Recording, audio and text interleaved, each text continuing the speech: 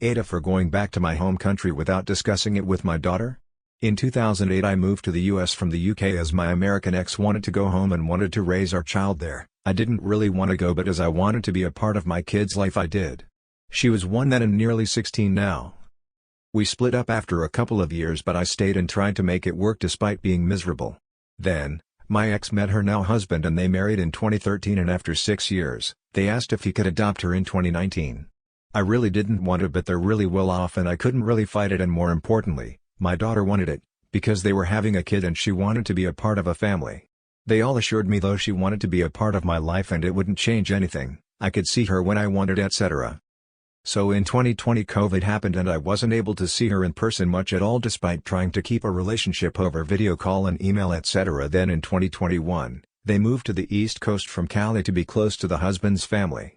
Again, despite assuring me she'd still want to see me, she hardly ever came back. She always said she hates California due to the homeless and the climate and prefers there, and always expects me to go there and always cancels plans to come to Cali.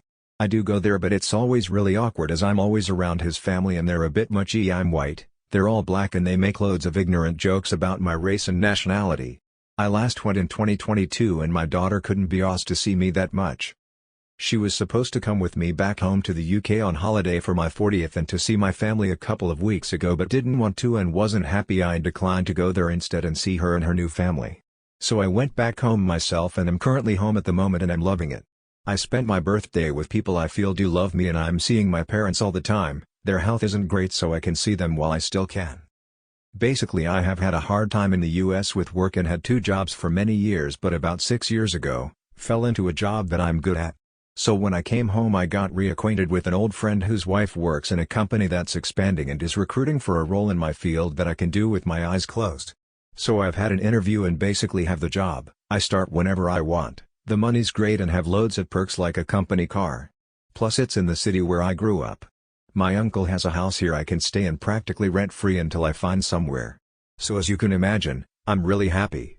I haven't got many ties in the US anyway, not loads of friends, and I have a girlfriend, but I've spoken to her and she's willing to try long distance for a bit. My daughter messaged me yesterday asking if she can chat out the blue, so I accepted. She asked how my trip's going and I told her, really well. I've got a job and I'm coming back home.